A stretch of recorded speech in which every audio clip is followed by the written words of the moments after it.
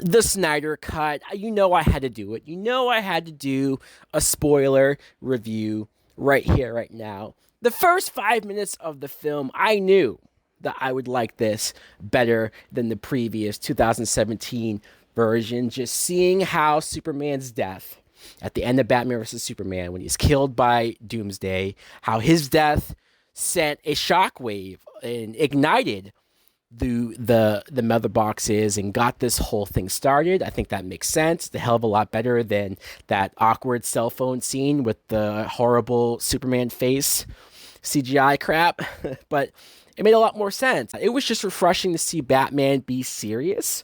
He wasn't nearly as jokey, really jokey at all, like he was in the previous version. This is why I think people are like, oh crap, Ben Affleck was good as Batman. Wonder Woman, I think they gave Wonder Woman a hell of a lot more to do in this version. I remember people came out of Justice League because we had just seen the first Wonder Woman film and everybody loved it and loved Gal Gadot, that they thought she was underused and wasn't used properly in the 2017 Justice League. But here, you get a lot of her lore. But Cyborg is the one that we really need to talk about because, man, did I not give two shits about Cyborg in the 2017 version because, well, they cut almost everything from his backstory, from his relationship with his mother and his father, his death, and how he came back to life through the mother boxes. He was so important to this story and to this plot that you almost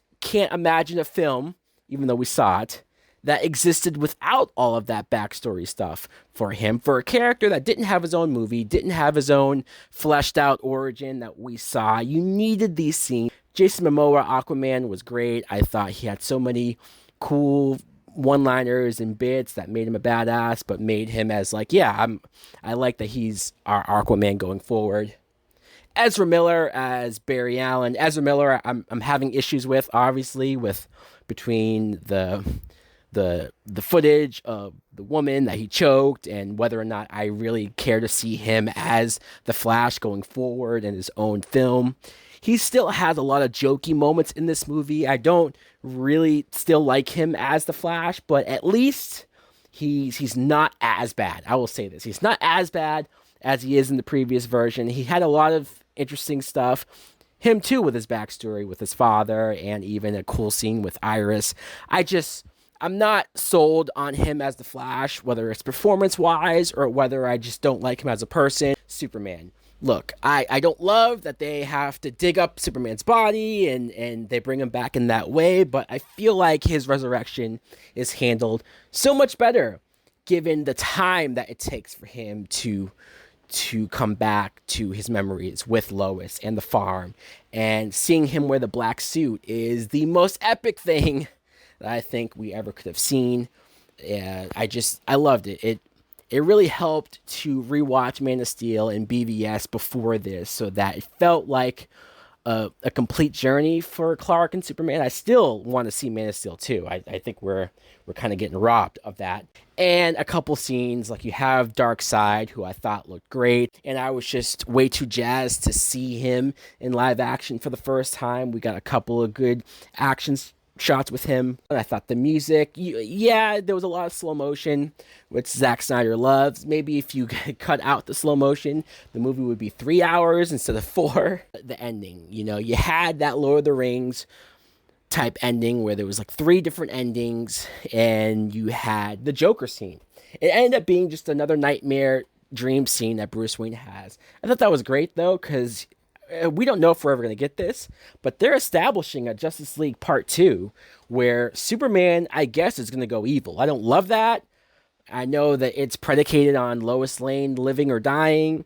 I don't know if I want to see that. If it just stays as an alternate universe thing and it doesn't actually end up being the real timeline of Superman turning evil, okay, fine. Maybe we can do it as a what-if story, but I don't know. I don't want to see that actually happen, although it is pretty cool to see this nightmare scenario, to see this rogue group of Batman, Deathstroke, Joker. That scene with Batman and Joker talking to each other was pretty goddamn epic. It's something that I I never thought I could care about the Jared Leto Joker or want to see more of the Jared Leto Joker than I did in that one scene. I said, wow, Snyder did it. Martian Manhunter. Yes, I haven't even mentioned Martian Manhunter and the time that he showed up pretending to be Martha Kent. Wasn't expecting that reveal, but I loved it. I love that Martian Manhunter exists. I thought this movie was a blast.